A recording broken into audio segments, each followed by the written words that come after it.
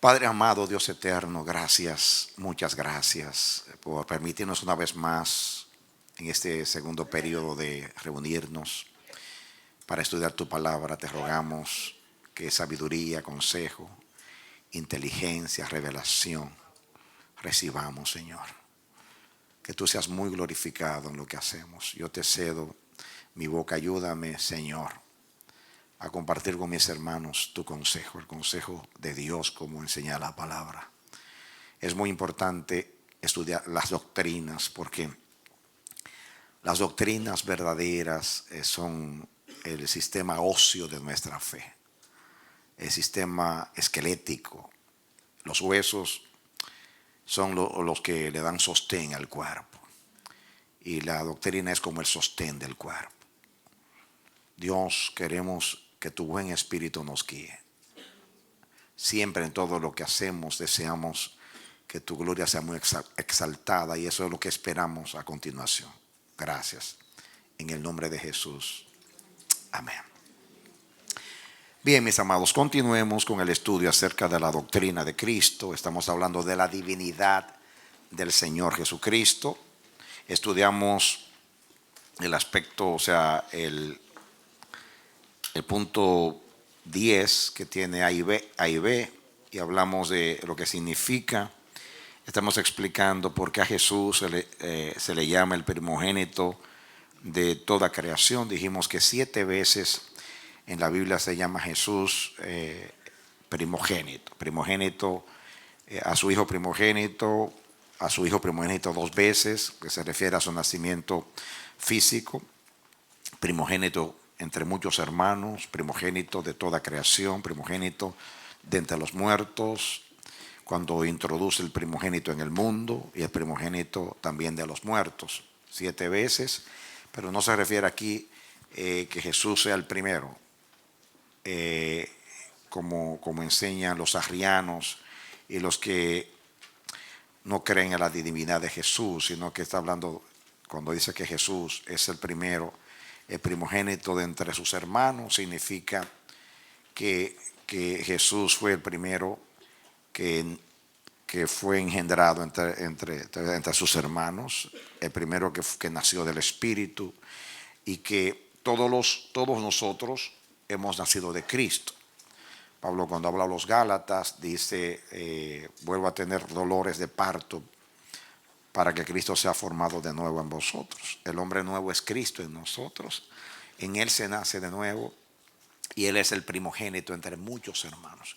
Quiere decir que es el hermano mayor de entre todos los hijos de Dios. Y que Dios quiere que todos tengamos la imagen del primogénito de Jesús. Es el modelo. La palabra primogénito, ya saben ustedes, estudiamos que no necesariamente es el primero que nació. Se puede dar un decreto para declarar a alguien que no es primogénito, que sea primogénito. También por dignidad que se da el decreto. Aplicamos a Israel como nación.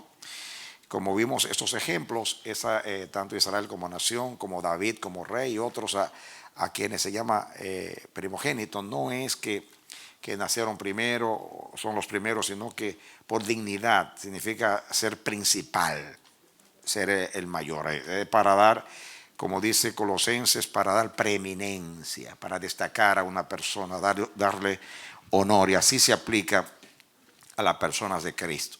Esto no es una aplicación forzada. Tanto en Colosenses, cuando habla de los primogénitos de los muertos, es obvio que Jesús no fue el primero que resucitó, sino que esa es la primicia de la creación. Él da origen a la resurrección y por eso es el principal, el primero. Como cuando dice que es el principio de la creación, ahí Colosenses dice que por él todas las cosas fueron hechas, y da a entender, como estudiamos, que no es que fue el primero que fue creado, sino que él dio el origen a la creación. Él es el principio, el que comenzó la creación. Punto 11. ¿De qué otra manera la Biblia nos dice que Jesús no es un Dios inferior que llegó a ser el primero creado por el Padre? Miren, vamos a leer lo que dice Isaías 43:10. Pongan atención a este texto. Dice: vosotros sois mis testigos, dice Jehová, y mi siervo que yo escogí, para que me conozcáis y creáis y entendáis que yo mismo soy.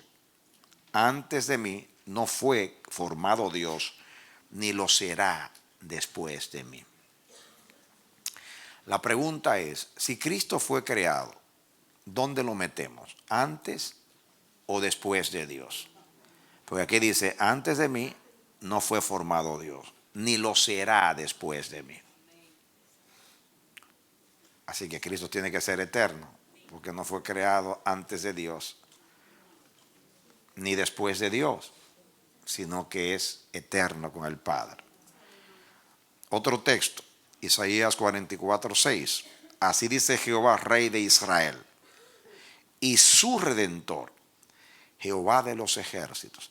Noten ustedes que está hablando aquí como si fueran dos personas. Dice, así dice Jehová, Rey de Israel, y su Redentor, Jehová de los ejércitos. Yo soy el primero, yo soy el postrero, y fuera de mí no hay Dios. Así que Jesús no puede ser un Dios inferior o menor. Ya leímos que es el gran Dios, que es Dios sobre todas las cosas, que es Dios fuerte, que es Dios eterno. Punto 12. Ahora bien, ¿cuáles son algunas de las herejías que se han suscitado en la historia del cristianismo en contra de la doctrina de la Trinidad? Pensemos, aquí dice el docetismo. Enseñaban que Cristo es un Dios con apariencia corporal humana. Muy bien, acuérdense que los docetistas eran gnósticos. Gnosis es conocimiento, era una filosofía, una manera de pensar que era griega. Los griegos, mis amados, ustedes saben el concepto platónico del alma, que lo físico, la carne, está dañada, perece, que lo eterno es el alma. Platón y otros filósofos creían en la inmortalidad del alma. Y decía, la filosofía era que el alma durante la vida lucha o espera su liberación, o sea, la muerte, para que lo físico, que es algo corrupto, negativo, perezca. O sea que para los docetistas, gnósticos, siguiendo cierta filosofía griega, veían la carne como algo malo, negativo, corrompido, algo que perece, algo que es temporal, efímero, y que lo que vale, lo no físico, es el alma. Entonces, ellos también, para que entiendan la manera de pensar de los griegos, el griego pensaba, la filosofía griega pensaba que un Dios podía hacerse humano por un tiempo, inclusive tener una relación con una mujer. Hércules y otros, Ulises, eran hijos de los dioses, según la mitología griega. Entonces, un hombre podría llegar a ser Dios, pero Dios hacerse hombre era absurdo. Ambos conceptos era difícil de aceptar para los griegos en cuanto a la divinidad. Ahora, los docetistas, esta palabra docetismo significa apariencia. La palabra en sí significa apariencia.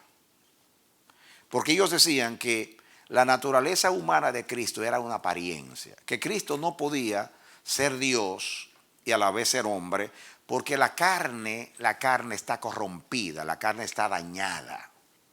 Y como la carne está corrompida, está dañada, no es posible que Dios se corrompa. Dios no se puede corromper. Esa es la manera de ellos pensar. Así que como creían en Jesús como divino, decían, bueno, Él es divino, pero no puede ser humano. Porque Dios no puede ser humano.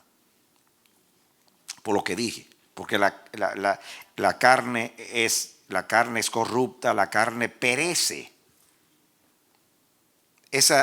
Entonces enseñaban que la naturaleza humana de Cristo era una apariencia, que sí se veía, se tocaba y todo, pero era una apariencia. Pero Juan, el apóstol Juan, contrarrestó fuertemente esta enseñanza. Por ejemplo, Juan en el Evangelio dice algo que si usted no ve su intención, no lo entiende. Cuando él estaba en la cruz, saben que Juan estuvo en la cruz.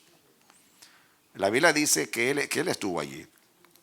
Él dice, cuando el Señor le dice, madre, a tu hijo, he ahí a tu hijo, he ahí a tu madre, Juan estaba allí.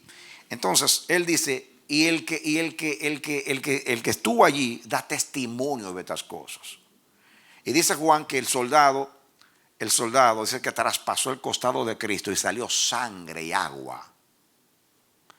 Y dice Juan, para que se cumpla la escritura, que dice, ninguno de esos huesos será quebrantado. Pero el énfasis de Juan, de que el que vio estas cosas, el testigo estuvo allí y da testimonio de estas cosas. Ese énfasis de que salió sangre y agua, es para decir que Cristo no era una apariencia, que en realidad yo estuve allí y allí salió sangre y agua. Yo lo vi, el que estaba allí, dice Juan, da testimonio de estas cosas. Para decir, está contrarrestando a los docetistas. También en primera de Juan dice que el que es nacido de Dios cree. Dice, y todo aquel que no cree que Jesucristo vino en carne no es de Dios. Le está respondiendo a ellos.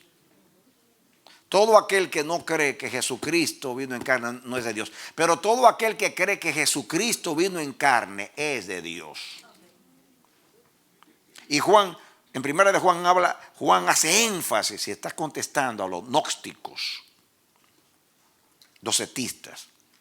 Así que ya nosotros leímos al principio que Jesús como ser humano era palpado. Las cosas que hemos visto y oído tocante al verbo de vida, Jesús era palpado, Jesús tenía sed, tenía hambre, lloró, todo lo que es un ser humano. Bien, lo traspasaron en la cruz, salió sangre y agua. Si hace una apariencia, no sale sangre y agua. Y cuando traspasó la pared después de la resurrección, le dijo a Tomás, mete tu mano aquí, en el costado. Yo mismo soy. Comió. Dijo, aún después de la resurrección, siguió siendo hombre. No solamente antes de la resurrección, después de la resurrección. Dice el apóstol Pablo a Timoteo, dice, hay un solo Dios y hay un solo mediador entre Dios y los hombres, Jesucristo, hombre.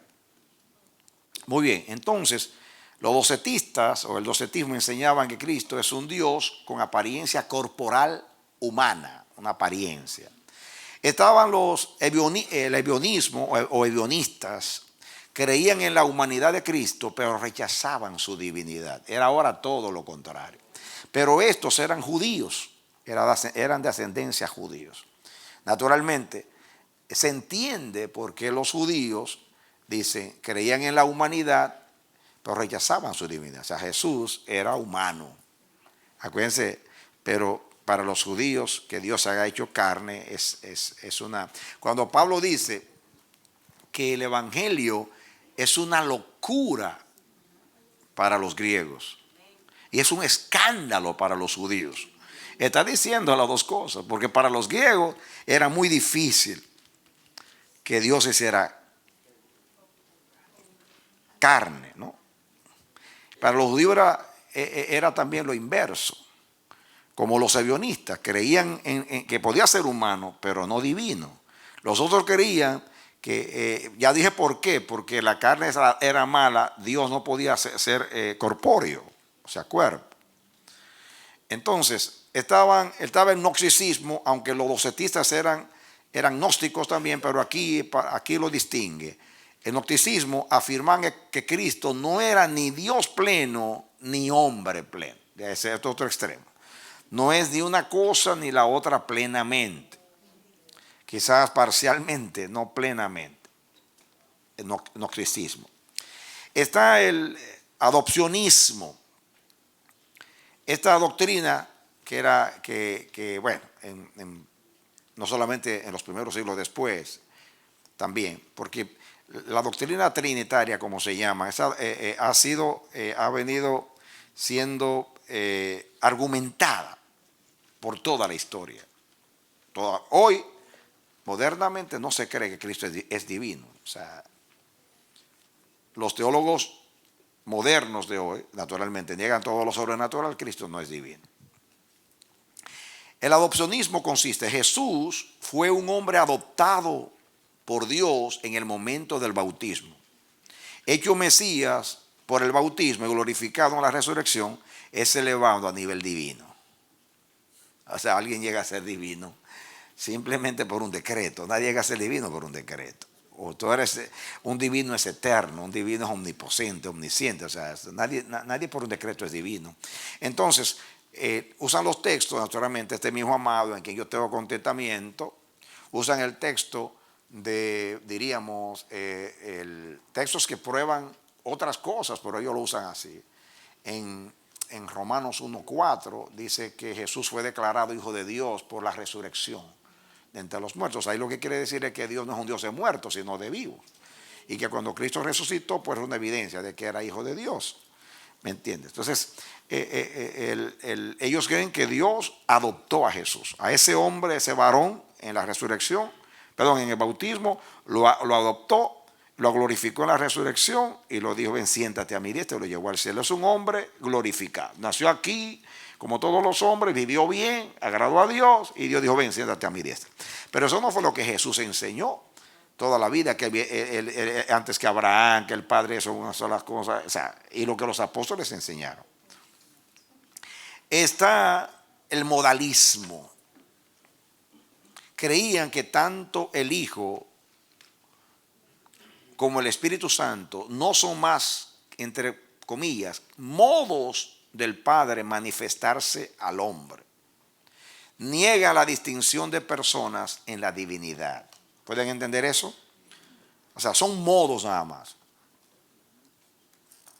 Hoy hay una iglesia llamada Jesús Solo, Jesus Only. Ellos creen. Son unitarios, le llaman unitarios. El unitariarismo consiste en que son modos. El Hijo es una manifestación del Padre. Es Dios, se hizo hombre, pero es mismo Dios. El Espíritu Santo es lo mismo. Son modos de Dios manifestarse. Pero la Biblia enseña que son tres personas distintas. Ya lo hemos estudiado. Son tres personas distintas en un Dios. Es un misterio, naturalmente. No lo podemos entender ni explicar con palabras. Está el subordinacionismo, como viene de subordinar, subordinado. Aseveran que solo el Padre es Dios verdadero. En cambio, el Hijo y el Espíritu Santo son dos personas que participan de la divinidad, pero son seres creados, subordinados e inferiores al Padre. ¿Cuántas cosas absurdas se han inventado para tratar de negar lo innegable de acuerdo a la revelación bíblica? Muy bien. Subordinados. Qué barbaridad. El subordinacionismo. Repito, aseveran que solo el Padre es Dios verdadero. En cambio, el Hijo y el Espíritu Santo son dos personas que participan de la divinidad, pero son seres creados, subordinados e inferiores al Padre. Horrible esto. Ahora viene el famoso arrianismo. Es una forma de subordinacionismo. Su nombre se originó de su primer expositor o creador de la doctrina, Ario, obispo de Alejandría. Entre los años 319 y 320 después de Cristo, sus enseñanzas originaron una titánica controversia teológica que desembocó en divisiones y fuertes debates en los grandes círculos de la iglesia. Ario creía que el Hijo fue creado por el Padre antes que el tiempo fuese.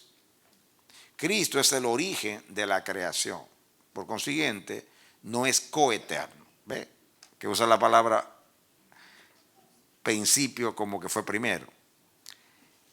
El concilio de Nicea 325 después de Cristo condenó a Ario y a su doctrina. ¿Pueden ver la diferencia de Ario? Ario creía que Cristo era divino en el sentido que era un Dios menor. Es lo mismo que creen los testigos de Jehová igual. Es un Dios pero menor, creado por el Padre. A ser creado ya no puede ser Dios, porque Dios es eterno. Es una contradicción. Muy bien, pueden distinguir entre el docetismo, el bionismo, gnosticismo, adopcionismo, el modalismo y el subordinacionismo. ¿Pueden distinguir? Muy bien. Ahí habla de 1, 2, 3, 4, 5, 6, 7 posiciones. Son maneras de tratar de explicar las cosas. En un sentido, escuchen, lo que origina estas posiciones teológicas es el intento de reconciliar el politeísmo, porque es muy enfático en el Antiguo Testamento que hay un solo Dios. Oye Israel, Jehová tu Dios, Jehová uno es. Hay un énfasis muy grande en que solo hay un Dios. Entonces ellos dicen, entonces no puede haber tres. Pero como hemos estudiado, la palabra Elohim, que es la palabra Dios en hebreo, es una palabra plural, que se traduce también dioses.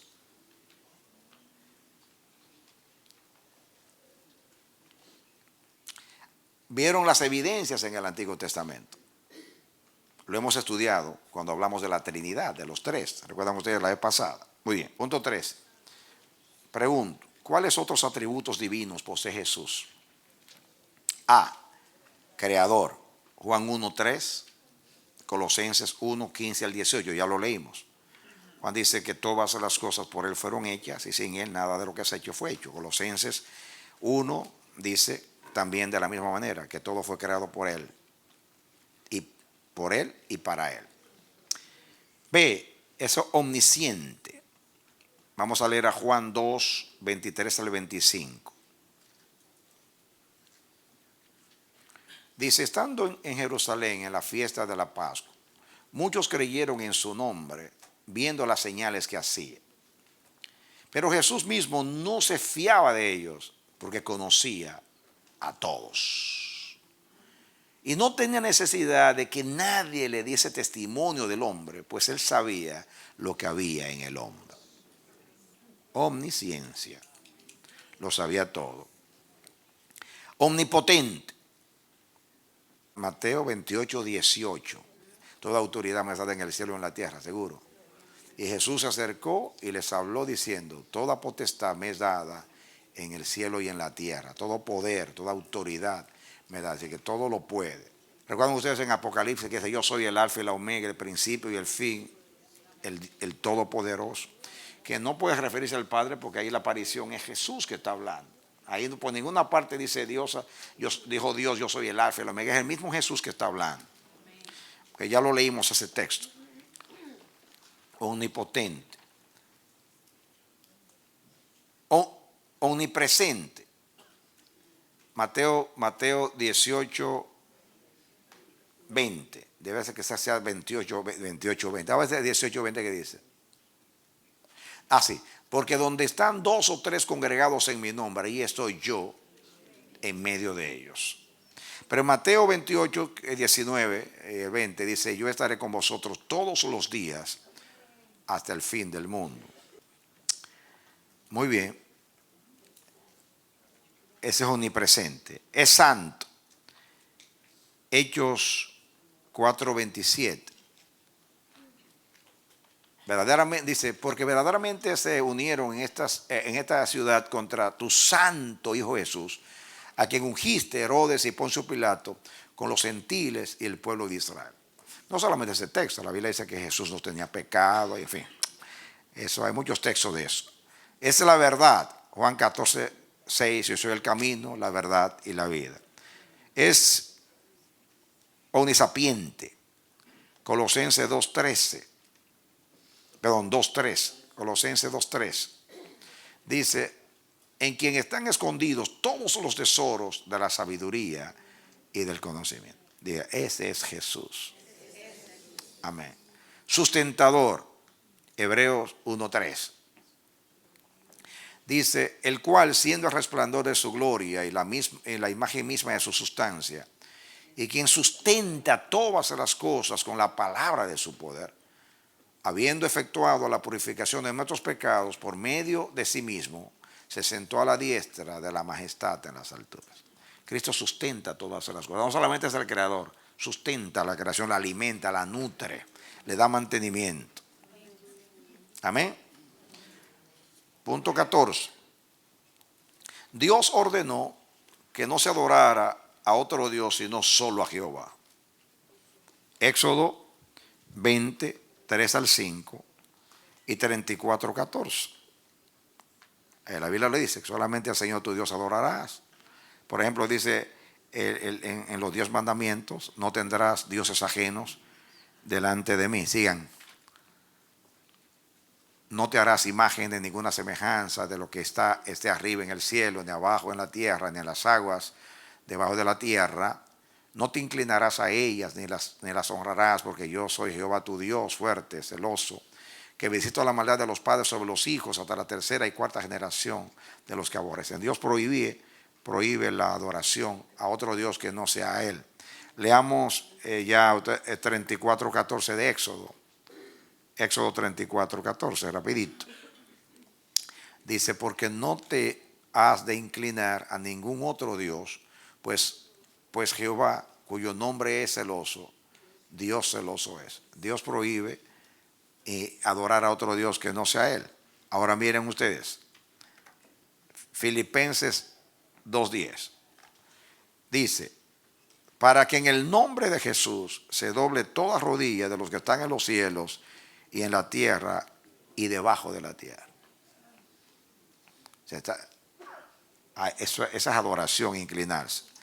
Hebreos 1:6. Y otra vez, cuando introduce el primogénito en el mundo, dice, adórenle todos los ángeles de Dios. Y el Padre manda que adoren al Hijo. Lo dice en el Salmo segundo. Mírenlo ahí, Salmo 2:12.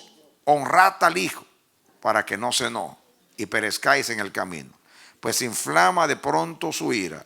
Bienaventurados todos los que en Él confían. Ahí en el Salmo segundo es que dice, Dios le dice, mi hijo eres tú, yo te he engendrado hoy, te doy como herencia a las naciones. Y ahí después dice ese versículo. Muy bien. ¿Terminamos ahí? Muy bien. Escuchen. También recuerdan ustedes que cuando Tomás se tiró a los pies y dijo, Señor mío y Dios mío, y se postró delante de Jesús. Muy bien. Ahora, volvamos a la doctrina de Cristo. Acuérdense que estábamos estudiando esto y estábamos en el punto 4, su deidad. ¿Con ustedes? Y de ahí pasamos a hablar de su deidad, que es su divinidad, en este artículo o estudio. ¿Están conmigo? Donde estábamos antes. Yo les dije que íbamos a regresar. Punto 5. Su vida terrenal. 1. Concepción y nacimiento. Infancia, niñez y su crecimiento hasta la madurez. 3. Bautismo. 4. Tentación. Esa es la vida terrenal de Jesús. Su predicación. 1. Ministerio inicial en Judea, ahí lo dice. Juan 1, del 13 hasta el 4:3. Ministerio en Galilea, está hablando de su ministerio terrenal. Marcos 1:14 al 9:50, habla de su ministerio en Galilea. 3, ministerio en Perea. Lucas 9:51 hasta el 19:28. No hay que leer esos textos, son cosas que no son controversiales, no hay por qué discutir. Su pasión, punto C. ¿Están o no están? ¿Cómo? Dice, punto C, su pasión. ¿Están conmigo? 1, la última semana en Jerusalén. Ahí está la pasión de Jesús, Lucas 19:29 hasta el 22:46. 2, su entrega a traición y su arresto. Juan 18, 1 al 13. 2 al 3. Juan 18, 2 al 13. 3, su proceso ante Anás. Juan 18, 12 al 24. Su acceso ante Caifás. Marcos 14:53 hasta el 15:1. 5, su proceso ante Pilato. Marcos 15:1 al 5. 6, su proceso ante Herodes. Lucas 23 del 8 al 12. Segundo proceso ante Pilato. Marcos 15:6 al 15. 8, crucifixión. 9, sepultura. 10, resurrección. Ahí está el asunto. D, su ministerio después de la resurrección y su ascensión. Muy bien. Ahora, entramos en algo aquí importante. La kenosis, o kenosis, como ustedes quieran decir. Una palabra griega. Significado de la palabra. Literalmente significa vaciamiento. ¿Cuáles eran las limitaciones que el Cristo encarnado tenía en la tierra? Según la Escritura, Filipenses 2:7, dice, hay en vosotros el mismo sentir que hubo en Cristo Jesús, el cual siendo en forma de Dios, no estimó el ser igual a Dios como cosa que aferrarse, sino que se despojó a sí mismo. Esa palabra despojarse, se vació, es kenosis o kenosis, como ustedes quieran decir. Muy bien, Cristo se despojó. Ese es el punto B, el significado de la palabra. B, según la Escritura. C, la verdadera doctrina de la kenosis. Implica, 1, velar la gloria que tenía antes de encarnarse. Sí, eso es lo que implica. 2, su condescendencia al tomar en la encarnación la semejanza de carne de pecado. 3, el voluntario no uso de ciertos atributos durante su vida terrenal. Ese es el vaciamiento. Primeramente, la gloria de Dios en él fue velada, salvo en algunas ocasiones que se manifestó, como la transfiguración, que vieron la gloria del Señor. 2, o sea, Cristo tomó la naturaleza, asumió, la palabra que se usa en teología, asumió la naturaleza humana, y entonces al asumir la naturaleza humana, él veló su gloria. Es como que se privó de su gloria, diríamos así, salvo en algunas ocasiones que se manifiesta la gloria del Señor. Su condescendencia al tomar en la encarnación la semejanza de carne de pecado. El que no tenía pecado se hizo pecado por nosotros. Y al tomar la naturaleza humana era un vaciamiento, porque Dios que se haga carne, aunque fue un hombre perfecto, no deja de ser una condescendencia. Dios descendió. La palabra gracia en hebreo literalmente significa cuando un superior se inclina ante un inferior. Dios se inclinó ante la humanidad para beneficiarla y favorecerla en Cristo Jesús. Punto 3. El voluntario no uso de ciertos atributos durante su vida terrenal. Cristo se limitó. O sea, el hecho de que Jesús no usase esos atributos no era que no los tenía. Amén. Él condescendió y en ese proceso él dijo, yo tomo mi vida, si quiero la tomo, sea, a Jesús no lo mataron, Él se entregó. Y dice, este mandamiento yo recibí de mi Padre. Pero también Él se ofreció. Salmo 40. Si la sangre de los machos cabríos no pueden esperar el pecado, prepárame cuerpo. Eso es condescendencia. D, falsa teoría de la kenosis. Cristo renunció, eso es una falsa enseñanza. Cristo renunció a ciertos atributos durante su vida terrenal. Si así fuese, habría cesado de ser Dios durante ese tiempo. En otras palabras, Él no cesa de ser Dios porque Él esté limitándose. ¿Me entiendes? Porque era parte de la encarnación para salvar al hombre que Él se limitase. O sea, Él no podía, Él cuando asumió la naturaleza humana no dejó de ser Dios. Siguió siendo Dios. Así que eso de esa teoría de la kenosis, Cristo renunció a ciertos atributos durante su vida terrenal. Si así fuese, habría cesado de ser Dios durante ese tiempo. Eso es lo que se cree. Pero no. Cuando dice que renunció, no renunció permanentemente. Dejó de usar esos atributos. No era necesario. ¿Me entiendes? Dios no deja de ser Dios porque decida no obrar. No tiene sentido. Muy bien. Punto 7. Este es un punto muy controversial. Su impecabilidad. Significado. ¿Qué significa eso? Cristo no pudo pecar. Eso no significa meramente que Cristo no pudo pecar. Suena contradictorio, pero no es contradictorio. Voy a explicar eso más tarde. Objeción. Si Cristo no podía pecar, no pudo haber sido tentado en realidad y por tanto no pudo ser un sumo sacerdote capaz de compadecerse. Vamos a poner el texto para que entendamos esto. Hebreos 4:15.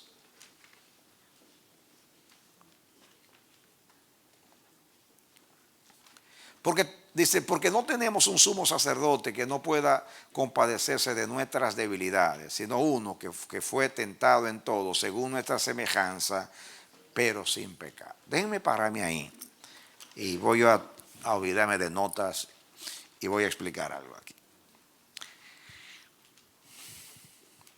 Es muy importante, lo que quiere decir esto es lo siguiente. Una persona dice, si Cristo no pecó, significa que no podía pecar. No, Cristo podía pecar. Pero Cristo podía, escúcheme, cuando digo que podía pecar, traten de entender, está hablando de posibilidad.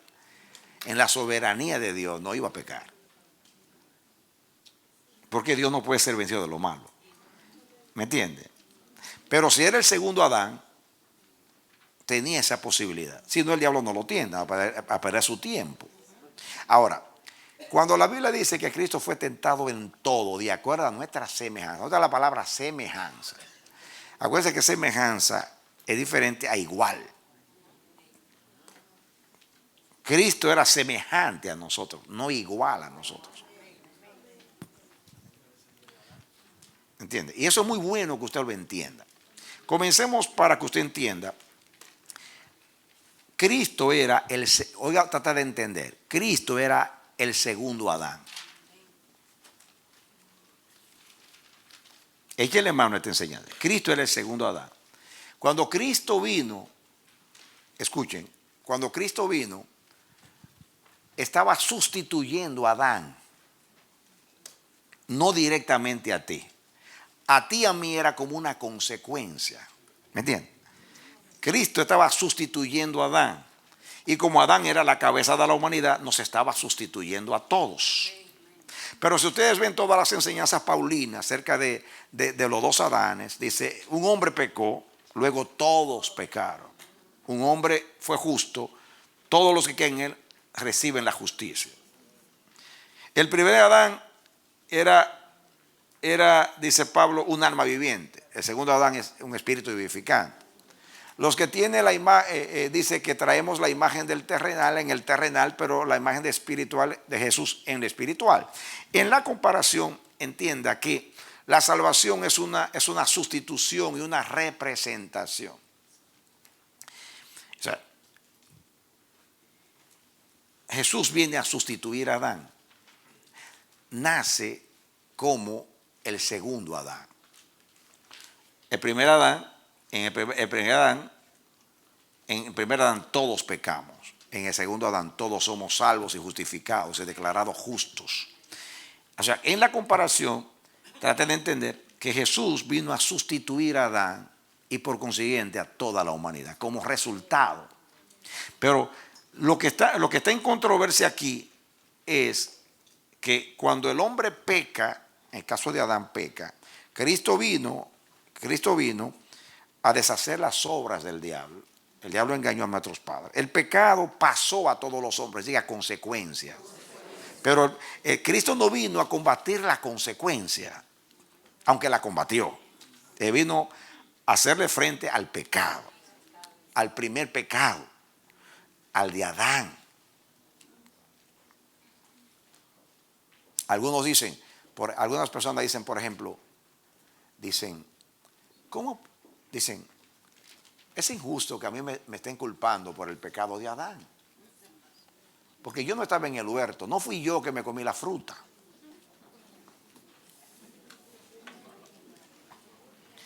Pero pasa lo mismo. Entonces Dios te dice, pero tampoco, tú tienes que heredar la justicia de mi hijo que fue sin pecado. Tú heredas el pecado de Adán, pero si tú crees, tú heredas también la justicia de mi hijo, la perfección y la salvación de mi hijo. Amén. Por el pecado de Adán, tú eres culpable, porque no porque Adán pecó solamente, sino porque tú eres pecador, tú heredaste el pecado. ¿Me entiendes? Pero volvemos al original para que podamos entender esto. Cristo vino a sustituir a Adán, el segundo Adán. Cuando Adán pecó en el huerto. El huerto todo era perfecto. Las tentaciones de Jesús, si ustedes comparan los evangelios, por ejemplo Mateo 4, Lucas también 4, que habla de la tentación de Jesús, se van a dar cuenta que la naturaleza de las tentaciones a Jesús son las mismas que el Señor, o sea que el Satanás presentó a Adán y a Eva. Hay gente que dice, no, porque Jesús fue creado, lo he escuchado desde los púlpitos. Jesús fue tentado como nosotros. Él tuvo que vencer el pecado del sexo, el robo, la mentira. No. Cuando dice semejante, es semejante, no es igual. ¿Por qué? Porque en Santiago dice, el apóstol Santiago dice, que somos tentados de acuerdo a nuestras concupiscencias o malos deseos. Jesús no tenía inclinación al pecado. La naturaleza de Cristo era santa desde el vientre de su madre, porque fue engendrado por el Espíritu. ¿De acuerdo? Tú y yo tenemos inclinación al pecado porque heredamos a Adán, pero él es el segundo Adán. Es como si Dios volviera a ser otro Adán en el huerto. ¿Me entiendes? ¿Por qué Jesús no nació con inclinación al pecado? Porque Él no vino a sustituir a nosotros, sino a la cabeza. A Él sustituir y redimir a la cabeza, el pecado original, entonces nos dio salvación a nosotros por consecuencia de la herencia del pecado. Entonces, desde esa perspectiva, traten de entender ahora la tentación. Cristo no tenía inclinación al pecado. Jesús no era como que sexo, robo, mentira. No, Jesús no tenía esa inclinación. El diablo no le presentó ese tipo de tentaciones porque el diablo no es tonto. El diablo, miren las tentaciones. La primera, Jesús, piensen en Eva. Eva no tenía pecado, ni tenía inclinación al pecado, pero podía pecar. Los ángeles arriba, Satanás, o sea Lucifer y los ángeles, tampoco tenían inclinación al pecado, pero pecaron. Porque cuando una persona que aunque no tenga inclinación al pecado puede pecar, pero ya no seducido por debilidades. Por ejemplo, el caso de Eva, como Eva no tenía, yo lo expliqué en un sermón cuando hablé de lo que entra, lo que contamina al hombre, lo que sale del hombre, que dicen los malos pensamientos, todo sale de adentro. Eva no tenía esa inclinación de adentro. Entonces el diablo crea entonces un engaño. Como era inocente, ya no conocía como es el bien y el mal, o sea, no sabe, para ella era inocente, todo era bonito. Entonces el diablo le dice a Eva, con que Dios os ha dicho, no comáis de ningún árbol del huerto. Eva sale en defensa de Dios y dice, no, él dice que podemos comer de todos. Ahí entra en diálogo. Y dice, entonces se le lanza el dardo, no morirás, sino que el día que tú comas, tú serás como Dios, sabiendo el bien y el mal. Cuando le dicen a Eva que comiendo del árbol, eso ya es una inclinación, tú vas a ser igual a Dios. Entonces, claro, desear ser igual a Dios no es una tentación, ¿me entiendes? En un sentido, ¿quién no quiere ser igual a Dios? Aparentemente es algo bonito, pero el engaño está, la meta del diablo es hacer que coma del árbol para que desobedezca a Dios. ¿Cómo lo logro? Pues le presento un engaño, una cosa que no es. Aparentemente, claro, dice Dios, el que coma el árbol de la ciencia del bien y del mal se llamaba. Si tú comes, tú vas a ver lo bueno y lo malo. En un sentido no había un engaño, porque el árbol era para conocer el bien y el mal. El engaño estaba en que Dios dijo, no comas de él. Y Eva desobedeció. Tú puedes desobedecer sin tener inclinación al pecado, porque ya se trata de un concepto, de una idea, y en un sentido de credibilidad. Ahí Eva le creyó más a la serpiente que a Dios. Ven que no tiene nada que ver con ser una seducción basado en inclinaciones pecaminosas, sino en un engaño de la mente, de un concepto, de una idea. O sea, el pecado más grande es la desobediencia contra Dios, porque es un pecado contra el gobierno de Dios. Después, el resto es conocido. A Jesús en el desierto, espera que tenga hambre y le dice, si tú eres hijo de Dios, di que estas piedras se conviertan en pan. Lo está desafiando. El original no dice si tú eres, el original dice por cuánto eres hijo de Dios, di que estas piedras se conviertan en pan. Jesús tenía hambre. Jesús podía decir, tengo hambre, te voy a demostrar que soy hijo de Dios, que hubiera caído. Pero no fue seducido. Jesús no fue seducido, no fue engañado. Fíjate que el diablo no le dijo, le presentó una mujer bonita y no. El diablo le presentó, la tentación era desobedecer, que se independizara de la voluntad de Dios, como Eva. Después la segunda tentación lo lleva al pináculo del templo y le dice, tírate, porque hay una promesa que dice que Dios te va a tomar abajo. Le está diciendo, confía en la Escritura. Si tú eres lo que tú eres, confía en la Escritura. O sea, es un engaño que no tiene que ver con no tiene que ver con seducción por concupiscencias. Es un engaño usando mal la Escritura. En otras palabras, hay una promesa de Dios que Dios te va a tomar abajo. Tírate. Pero Jesús contesta poderoso. La primera respuesta fue contundente. Él le dice, no solamente de pan vivir el hombre, sino de toda palabra que sale de la boca de Dios. Otra palabra, Dios nos mandó a comer aquí. Yo estoy aquí para obedecer a Dios y a su palabra, no para comer. La segunda, tírate, le dice, escrito está, no tentarás al Señor tu Dios. Porque, ¿qué es tentar a Dios? Tentar a Dios, una de las maneras de tentar a Dios es tratar de obligar a Dios a actuar cuando no lo ha decidido. Entonces Dios no decidió. Dios no lo subió ahí arriba. Dios no fue que le dijo tírate. Así que En este caso le está obedeciendo al tentador, no al Padre. O sea, tírate. La Biblia dice, no tentarás al Señor tu Dios. Tentar a Dios es eso. Retarlo o pedirle señal de algo. La tercera tentación. Le mostró todos los reinos del mundo y su gloria. Todo esto te daré si tú postrado me adoraras. Le está apelando a reinar, a gobernar, a tener dominio, a ser dueño. Son las tentaciones a Eva. Si tú comes, tú serás como Dios.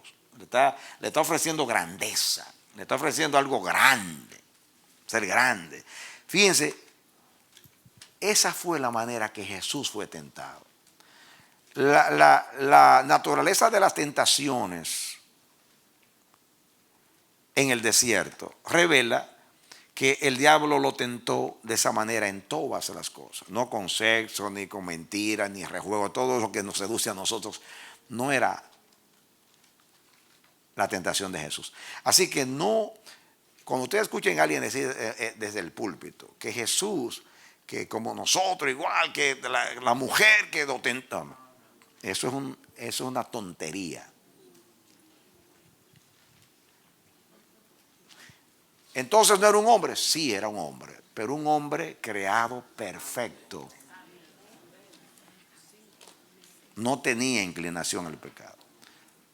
Entonces usted dirá, pues entonces no se llevaba ventaja, es que Cristo no estaba compitiendo contigo.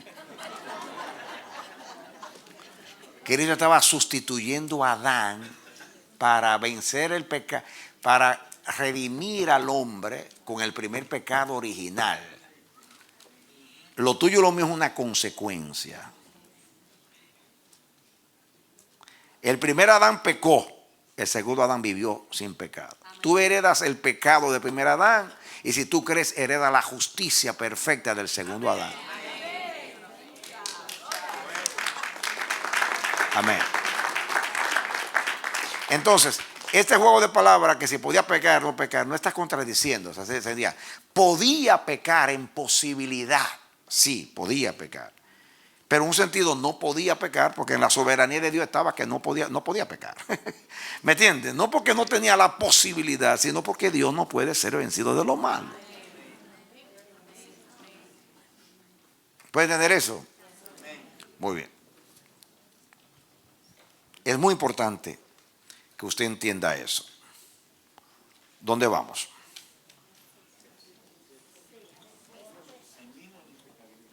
Sí, ok. O sea, respuestas ya.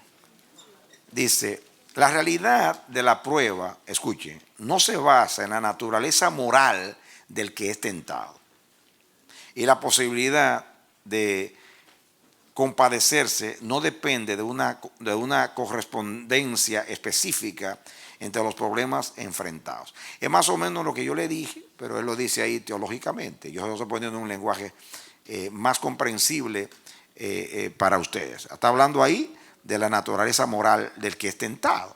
Cristo no tenía una naturaleza como tú, tenía una naturaleza sin pecado. Así que la tentación lo que quiere decir ahí es que como tú eres tentado, también Cristo fue tentado. Que como tú padeciste, también Cristo padeció. Que como tú has sufrido, Cristo también ha sufrido.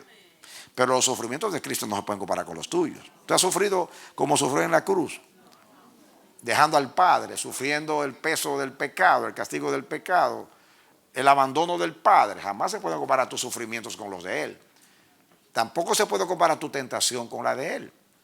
El diablo, tú eres 1A o doble A. Cristo es un believer. O sea, Cristo no fue tentado como tú eres tentando a las tonterías. Ese cigarrillo, las drogas, no, por favor, eso son tonteras. Aquellos son cosas, mire, de altura.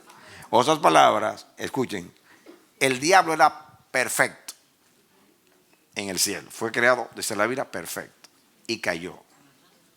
Ahora, ahí entra lo que se llama libre albedrío. Dios creó a todas las criaturas libres. Ahora, hay muchos que le tienen miedo a la palabra libre albedrío. Dios a toda criatura le dio libre albedrío, libertad para elegir. Pero esa libertad es relativa, no es absoluta. O sea, Dios te da libertad, pero Él decide cuándo interviene en tu vida. Y siempre que interviene para cumplir su propósito, para librarte del mal, porque es el Padre. Ahora, cuando se trata de salvación, no hay libre albedrío. ¿Por qué no hay libre albedrío cuando se dice, no, pues entonces yo decido si acepto a Cristo o no lo acepto? Tengo libre albedrío. Escúchame, hermano. La Biblia dice que no se aplica ahí el libre albedrío. ¿Saben por qué? Porque la Biblia dice que cuando Dios vino a tu vida, tú estabas muerto en tus delitos y pecados. Un muerto no puede decidir. Usted no puede ir muerto espiritualmente hablando. Así que no podía elegir lo espiritual porque estaba muerto. El pecado hizo al hombre mortal, no solamente desde el punto de vista moral, sino en cuanto a decisión. Ya el hombre no podía decidir por Dios. Es como que yo vaya al cementerio y le diga a una persona, mira, oye, ¿cuántas veces? Levántate a tal cosa, vago, levántate a tal cosa. ¿Por qué no me hablas? Contéstame. ¿Cómo te va a contestar si está muerto? Respóndeme. Tengo aquí 24 horas hablándote y tú no me respondes. Un muerto no responde nada, está muerto. Entonces, ¿qué libre albedrío va a tener un muerto? Libertad de elegir un muerto. Ni puede elegir una cosa ni la otra. Está muerto. Ahora, escúchame. Tú estás muerto para lo espiritual, pero tú estás vivo para la carne. Así que la carne si tú la decides. Tú decides pecar, pero tú no decides buscar a Dios. Tú no encontraste a Dios, Dios te encontró a ti. Tú no te decidiste por Dios, Dios se decidió por ti. Pero pastor, ¿cómo que yo no me decidí? No. Primeramente, escúchame. Para tú decidirte, cuando Dios llegó a tu vida, tú estabas como Lázaro, muerto en tus delitos y pecados. Y Dios tuvo que decir, Lázaro, ven fuera. Así te dijo a ti. Marixa, ven fuera. Mirta, ven fuera. Cuando salió, entonces lo desataron. Pero estaba muerto. Entonces, por eso que lo primero que Dios hace cuando nos quiere convertir es que nos hace nacer de nuevo. Que yo lo pongo el ejemplo de Lázaro porque es una resurrección. No, es una semejanza, porque en realidad no es que resucitamos, sino que nacimos. Entonces, cuando usted está muerto, o sea, usted no existe, vamos a hacer la cosa. En la palabra ahí puse la resurrección, pero usted está muerto. ¿Cómo yo puedo nacer si no soy engendrado? Tengo que ser engendrado para nacer. Yo nací el 8 de enero de 54. ¿Dónde estaba yo un año antes? Yo no existía. Yo tuve que nacer para entrar en este mundo. Ahora, después que yo nazco, pude llorar, pude crecer, pude hablar, pude pensar, pude comer, pude estudiar, pude casarme, pude tener hijos, pero después que pero yo no decidí nacer. ¿Cuántos decidieron nacer aquí? Hay dos cosas que tú no decides: nacer y morir. Pero tú decides cómo tú vas a vivir. Amén. Entonces, traten de entender lo siguiente. ¿Por qué no hay libre albedrío en la salvación? Porque yo no puedo elegir a Dios porque estoy muerto para la vida espiritual. La única capacidad que tengo es para andar en pecado, para andar viviendo de una manera diferente a la de Dios, extraviado. Yo puedo decir todo lo que es pecado, pero yo no puedo decir la vida espiritual. Yo no puedo salvarme a mí mismo. No tengo la capacidad. No tengo la capacidad para ir a Dios, para decidir por Dios, para hacer lo bueno. No hay quien busque a Dios, no hay ni siquiera uno. Todos se hicieron inútiles. Dice Pablo, estábamos muertos. Ahora, cuando Dios nos hace nacer, a nacer significa que entramos al reino de Dios. Ahí podemos entonces decidir las cosas espirituales después que usted ha entrado al reino de Dios. ¿Por qué usted se decidió por Dios? Porque usted nació de Dios. Al nacer de Dios, usted entró en el mundo de Dios, ahora pues habla. Usted puede llorar en el Espíritu, cantar en el Espíritu, orar en el Espíritu, servir en el Espíritu, cantar en el Espíritu, relacionar, porque usted entró a la vida del Espíritu. Pero antes de nacer usted no podía hacer nada en el Espíritu. Usted no tenía libertad porque usted no había nacido. Tiene que nacer, entrar al mundo de Dios para usted creerle a Dios. La fe es un don de Dios, sí. La fe está en el hombre nuevo. El hombre nuevo, dice Juan, que el que cree, el que nació de nuevo, le cree a Dios y ha vencido al mundo. Porque usted ama a Dios, dice Juan, que el que ama es nacido de Dios. Porque usted vence al mundo, porque la fe del hombre nuevo vence al mundo. Entonces, usted atienda a eso. Usted tiene libre albedrío cuando usted nace a la vida espiritual. Después que tú naces, el Espíritu Santo te convence de pecado, de justicia y de juicio. Te convence. Tú no te convenciste, a ti te convencieron.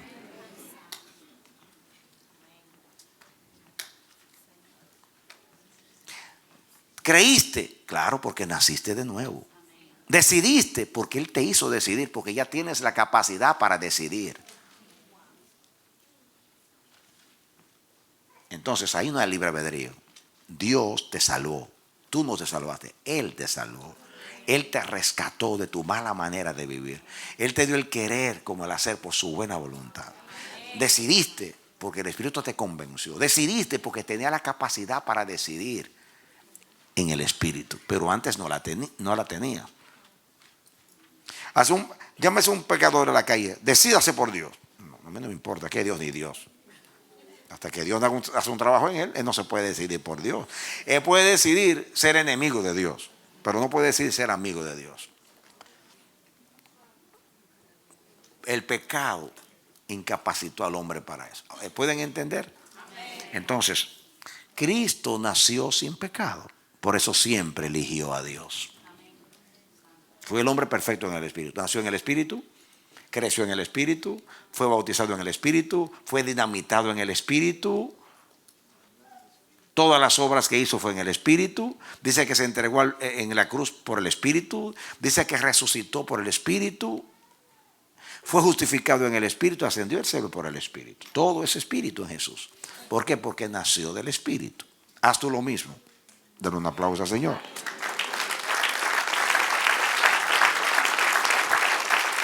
Entonces, cuando la Biblia dice que es semejante a nosotros en la tentación, entiende que fue tentado. Tú fuiste tentado, eres tentado, él fue tentado. Pero no es que son las mismas tentaciones tuyas. Muy bien. Él no tenía inclinación al pecado porque sustituía al primer Adán.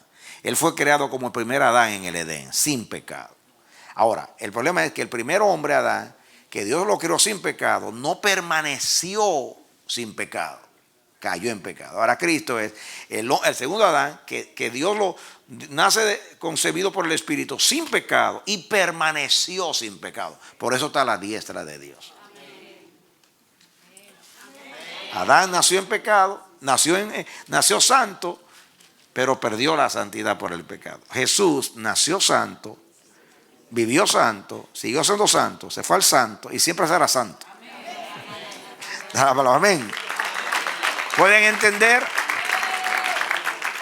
Muy bien, vamos a terminar esto aquí. Seguimos entonces. ¿Dónde vamos? El resultado. O sea, la tentación probó la impecabilidad de Cristo.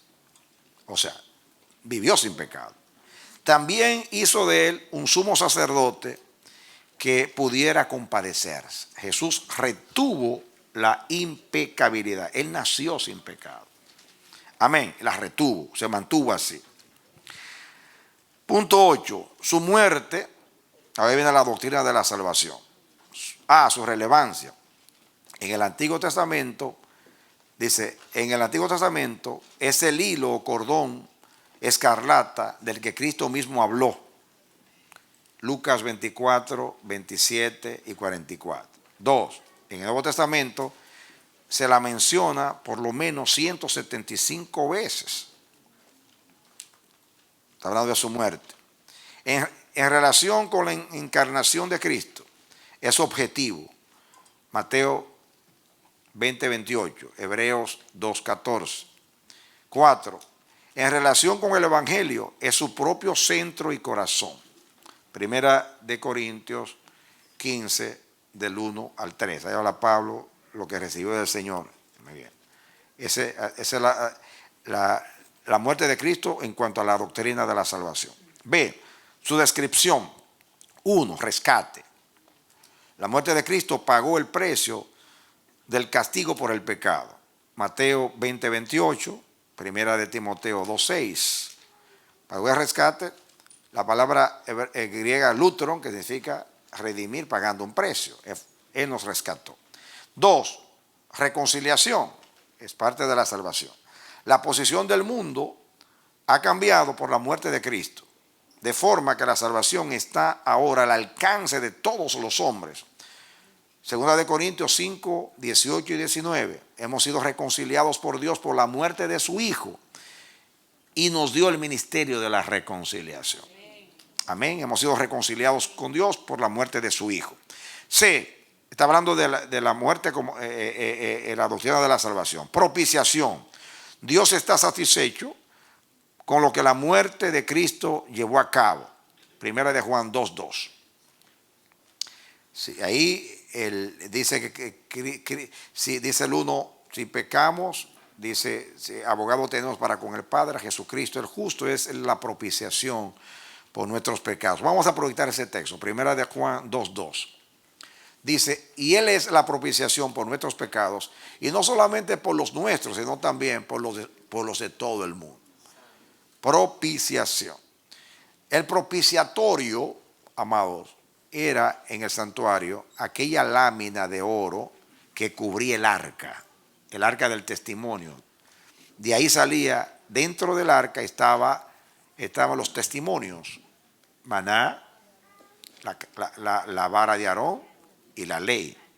Cuando Dios se manifestaba, el arca era una caja cubierta de oro, madera de sitín cubierta de oro, de 2 por 2. Entonces, estaba hablando de codo. Entonces, tenía una lámina de oro que la cubría. Eso es propiciatorio. Por eso le llamaban ahí el arca del propiciatorio. El propiciatorio es esa lámina de oro que cubría. Cuando Aarón, el sumo sacerdote, entraba al lugar santísimo, el día de la expiación, tomaba la sangre del cordero que se sacrificaba por el pueblo y por él, y iba al lugar santísimo y la derramaba sobre el propiciatorio. El publicano, cuando se daba en el pecho, dijo, Señor, sé propicio a mí que soy pecador. En otras palabras, es la idea, Señor, toma tu sangre y derrámala sobre el propiciatorio para que tú tengas misericordia de mí. Como la sangre es la vida perfecta de Cristo, derramada sobre el propiciatorio, Cristo traspasó los cielos y llevó su vida al cielo para que tus pecados sean perdonados permanentemente. Él es la propiciación. O sea, Él logró la expiación completa para que ahora hay misericordia para ti y para mí. Amén. Gloria a Dios. Sigan conmigo. ¿Dónde vamos? Muy bien, están en el punto 4. Hablamos de rescate, reconciliación, ahora propiciación. Dios está satisfecho con la muerte de Cristo, eso lo leímos, y la sustitución. Cristo murió en lugar del pecador. Segunda de Corintios 5:21, es un texto clásico muy importante. Segunda de Corintios 5:21 dice, al que no conoció pecado, por nosotros lo hizo pecado, para que nosotros fuésemos hechos justicia de Dios en Él. Amén. Él no tenía pecado, pero por nosotros se hizo pecado, ocupó nuestro lugar. Para que nosotros, Él tomó nuestro lugar, para que nosotros tomemos el de Él.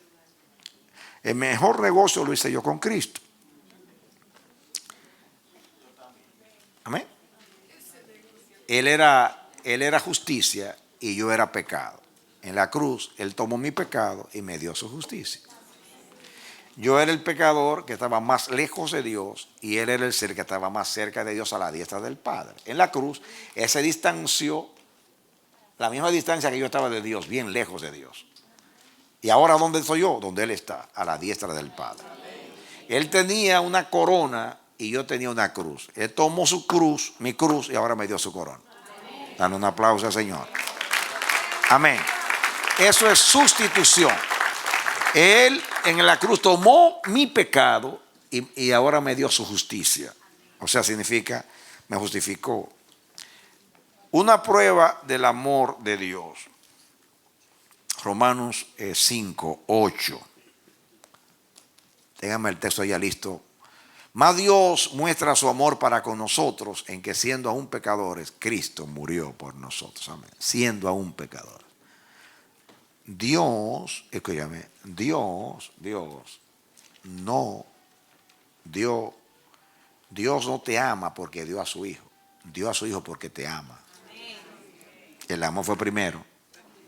De tal manera amó Dios que dio. Primero amó, luego dio. Primero amó, luego dio. No dio y después amó. El amor es primero que la dádiva. Te amó primero. Seguimos. Falsas teorías sobre la muerte de Jesús. Casi todas las teorías falsas pueden clasificarse en tres categorías. 1. Influencia moral o teoría del ejemplo. Consiste, la muerte de Cristo tenía la finalidad única de ejercer sobre nosotros una buena influencia. Hay muchos libros acerca de eso, que presentan a Cristo como un modelo, como un ejemplo. Y aunque Cristo es nuestro ejemplo, Él no murió para ser nuestro ejemplo. Él murió para lograr todo lo que dice ahí, la propiciación, la expiación, todas las cosas necesarias. Naturalmente, después que nos salva, es un ejemplo para nosotros. Pero Él no murió, esa no es la teoría, esa no es la causa primaria de Dios. 2, otra teoría gubernamental. El gobierno de Dios le llevó a hacer de Cristo un ejemplo para mostrar el desagrado que le causaba el pecado. Mentira. Número 3, el concepto neo-ortodoxo. La muerte de Cristo fue una revelación del amor de Dios y de la pecaminosidad del hombre, pero no una sustitución por el pecado del hombre. ¡Wow! 4, teoría de rescate que fue pagado a Satanás. Esta teoría afirma que la muerte de Cristo fue en realidad un rescate pagado a Satanás. No fue a Satanás que se le pagó, sino al Padre. Porque él fue que sufrió el daño de lo que se perdió. Y Cristo vino a buscar y a salvar lo que se había perdido. Amén. Punto 9. Su resurrección. El hecho de la resurrección. La tumba vacía, número 1. 2. Las apariciones a María Magdalena, a las otras mujeres. A María Magdalena, cito el texto, Juan 20, 11 al 17. B, se le aparece a las otras mujeres, Mateo 28, 9 y 10. C, a Pedro, 1 Corintios 15, 5. D, a los apóstoles en el camino de Emaús, Lucas 24, 13 al 35. E, a los 10 discípulos, Lucas 24, 36 al 43. F, a los 11 discípulos, Juan 20, 26 al 29. G, a los 7 discípulos junto al mar de Galilea, Juan 21, del 1 al 23. H, a más de 500 hermanos que los vieron cuando Él se fue en gloria, según 1 Corintios 15, 6. A los 11 en su ascensión, Mateo 28, 16 al 20. 3, la existencia de la iglesia cristiana. 4, el cambio operado en los discípulos. Eso está hablando de la resurrección. 5, el día de Pentecostés. 6, el cambio del día de adoración del sábado al domingo. Bueno, es una teoría. Amén. Muy bien. B, la naturaleza de su cuerpo resucitado. 1. Era un cuerpo real, Juan 20:20. Ahí fue que Jesús le dice, vamos a poner el texto. Fue ser a Tomás cuando le dijo, palpate y ved. Y dice, cuando hubo dicho esto, le mostró las manos y el costado. Y los discípulos se regocijaron viendo al Señor. El cuerpo real. También allí comió, allí también Tomás metió la mano en el costado. 2. Era el mismo que había sido colocado en el sepulcro. Eso lo dice Juan 20:25 al 29. Era el mismo. Le dijeron pues los otros discípulos, al Señor hemos visto. Y Él les dijo, si no viere en sus manos la señal de los clavos y metiere mi dedo en el lugar de los clavos y metiere mi mano en su costado, no creeré. Dijo Tomás. 8 días después estaban otra vez sus discípulos dentro y con ellos Tomás. Llegó Jesús estando las puertas cerradas, se puso en medio y les dijo, paz a vosotros. Luego dijo a Tomás, pon aquí tu mano y mira mis manos y acerca tu mano y métela en mi costado. Escuchen, y no seas incrédulo, sino creyente. El versículo que sigue. Entonces Tomás respondió y dijo, Señor mío y Dios mío. Amén. Palpad y ved que yo mismo soy, dijo también el Señor. Muy bien. El 29, póngalo. Jesús le dijo, porque me has visto, Tomás, creíste. Bienaventurados los que no vieron y creyeron. Era el mismo Jesús. 3. Era de diferente condición, de modo que jamás volviese a estar sujeto a la muerte y a las limitaciones. Cuando Jesús resucitó no volvió más. Después de resucitado ya no puede morir.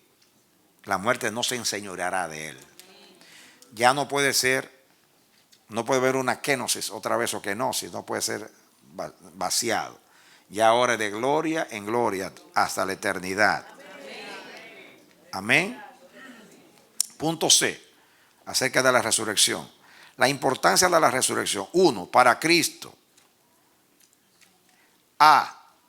Demostró que era el Hijo de Dios. Romanos 1:4 dice que fue declarado Hijo de Dios con potencia por la resurrección. Ahí dice. B, confirmó la verdad de todo lo que él había dicho. Mateo 28:6. Vamos a poner ese versículo. Dice, no está aquí, pues ha resucitado. Como dijo, venid, ved el lugar donde fue puesto el Señor. 2. Para todos los hombres de la resurrección. Asegura la resurrección de todos. Primera de Corintios 15, 20 al 22. Naturalmente, todos los creyentes. B.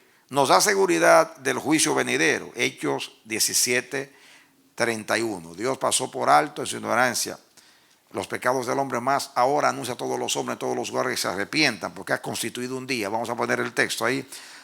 Hechos 17, 31.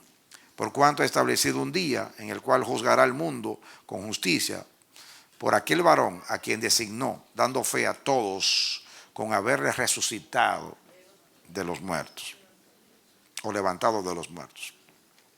C, para los creyentes.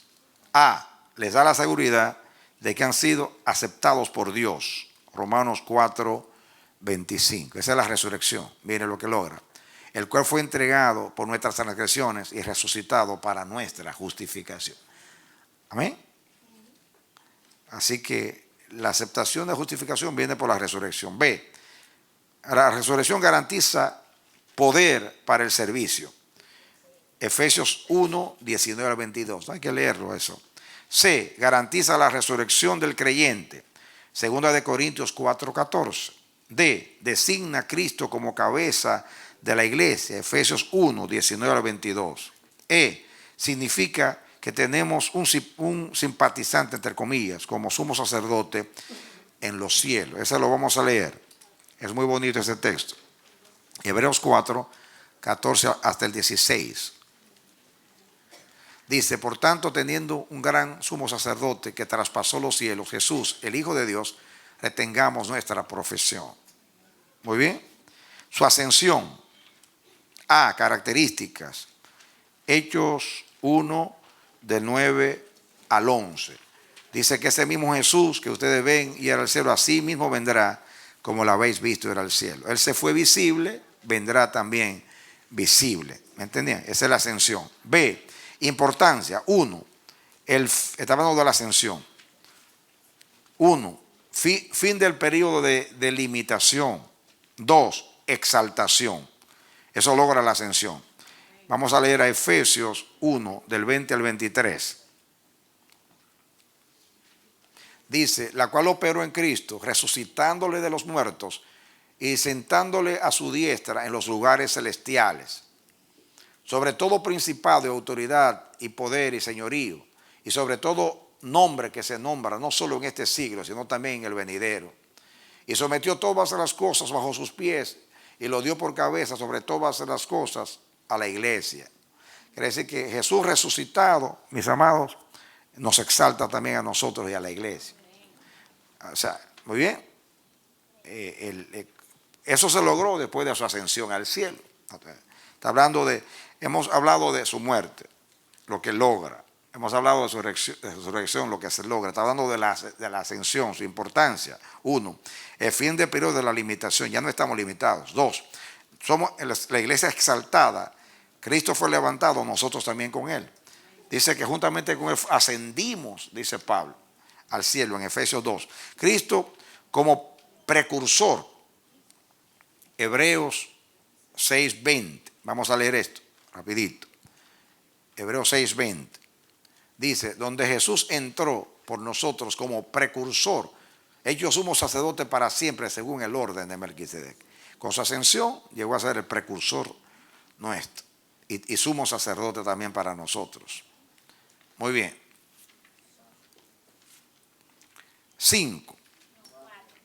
4. Inicio de su ministerio como sumo sacerdote. Ya eso pues está sobreentendido. Hebreos 4, 14 al 16. Habla de su ministerio sumo sacerdotal después que se ascendió. 5. Preparación de un lugar para su pueblo. Juan 14:2. Dice, en la casa de mi padre muchas moradas hay. Dice, y si no fuera así, dice el Señor, yo os lo hubiera dicho. Voy pues a preparar lugar para vosotros. Así que la ascensión fue a preparar lugar para nosotros, para su pueblo. 6. Señorío sobre la iglesia. Colosenses 1:18. Dice, y Él es la cabeza del cuerpo, que es la iglesia. Él, que es el principio, el primogénito de entre los muertos, dice, para que en todo tenga la preeminencia. Con la ascensión, el Señor tiene señorío sobre la iglesia y sobre el mundo también. Así que por ella, ya saben lo que tenemos, termina el periodo de la limitación, entramos en el tiempo de la exaltación, tenemos un precursor en el cielo, Él inicia su ministerio como sumo sacerdote a nuestro favor, Él prepara lugar para su pueblo y Él tiene señorío sobre su iglesia. Todo esto lo logra después de su ascensión. El punto 11, su ministerio actual. El ministerio actual de Cristo en los cielos está enteramente relacionado, directa o indirectamente, con su función como mediador y se nos revela bajo 7 figuras. A, postrer Adán y nueva creación. Primera de Corintios, no vamos a leer estos textos, solamente los voy a leer.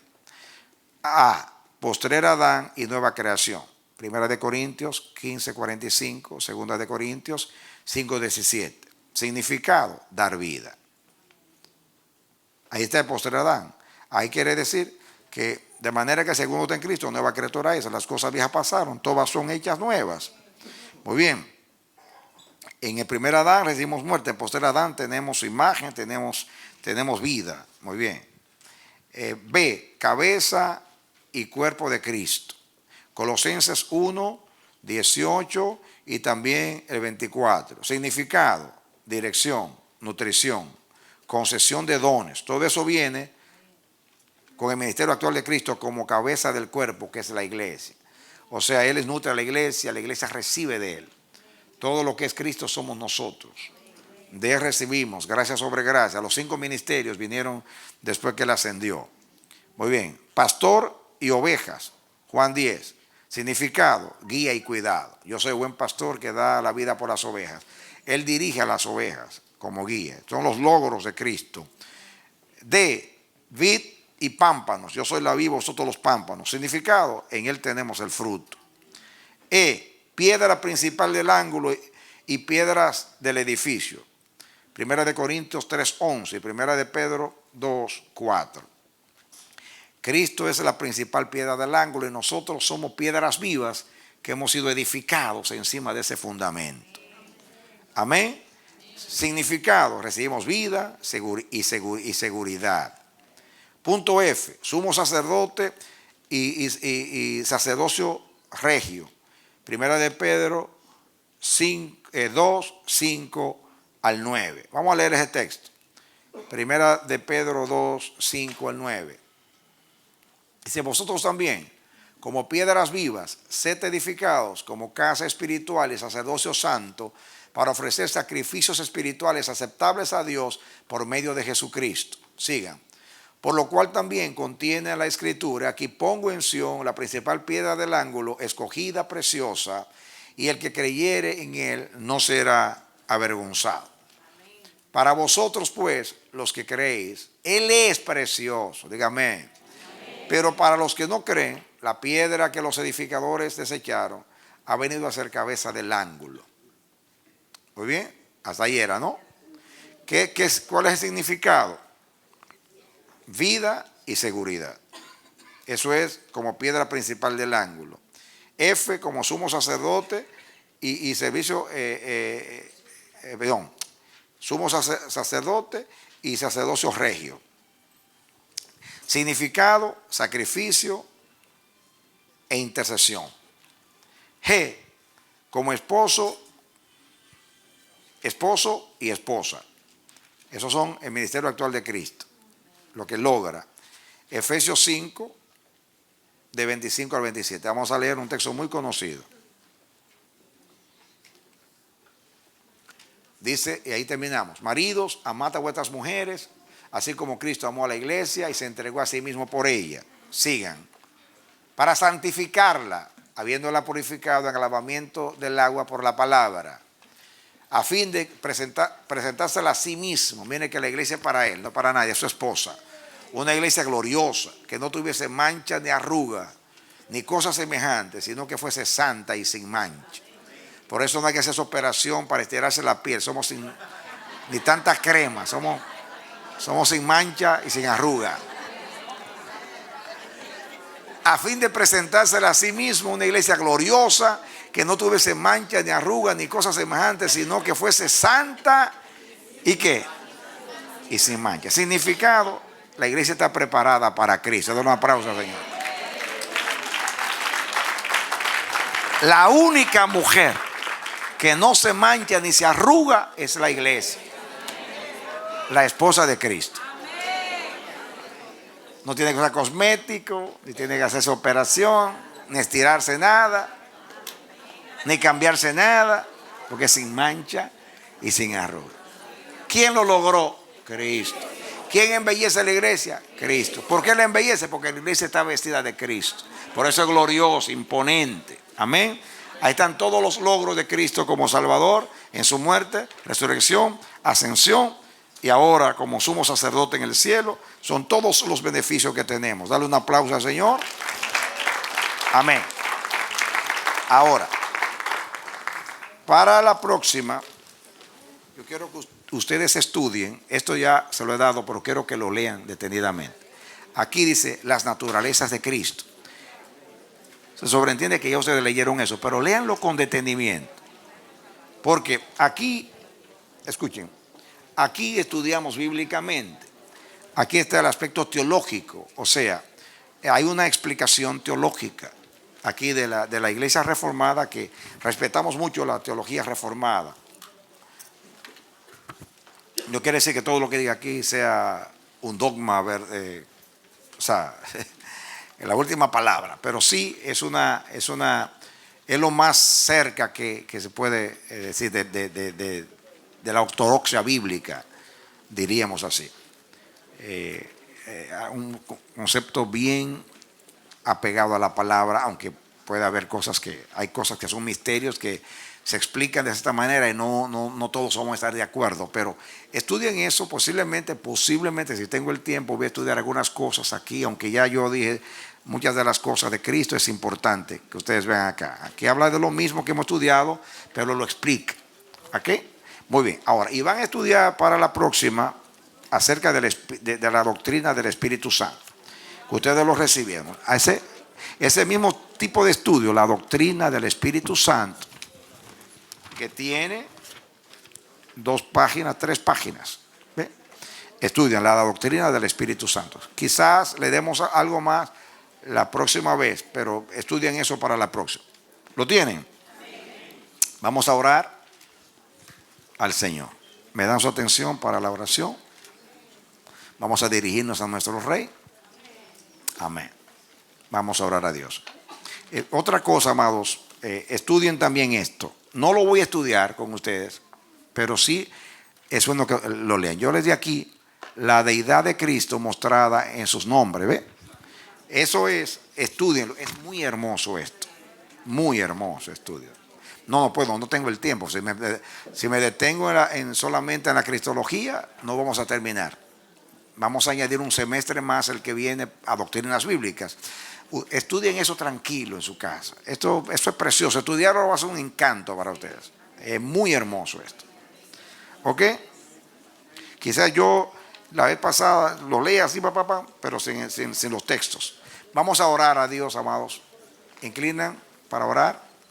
Oremos. Padre Santo, gracias porque nos diste la fuerza, la oportunidad, también el deseo de estudiar tu palabra, por todo lo que hemos aprendido y lo que hemos confirmado. Nuestra fe ha sido confirmada a través de la Biblia, de tu palabra. Gracias. Guárdanos de errores doctrinales, de falsas enseñanzas, de los falsos maestros y falsos profetas de estos días, y ayúdanos a pegarnos a las Escrituras. La Biblia es su propio intérprete. Ayúdanos a pegarnos a la revelación y a Señor, no filosofar con la palabra, no razonar la palabra, sino aceptar la revelación tal como fue escrita. Gracias, llévanos bien a nuestros hogares, danos tu bendición, presérvanos para tu reino. Yo bendigo a este pueblo, Señor, en tu nombre, en tu palabra y en tu pacto, y a todos los hermanos que han de estudiar en el futuro este mensaje grabado a través del internet. Venga tu reino sobre todos nosotros, en el nombre de Jesús. Aleluya. Amén y amén y amén.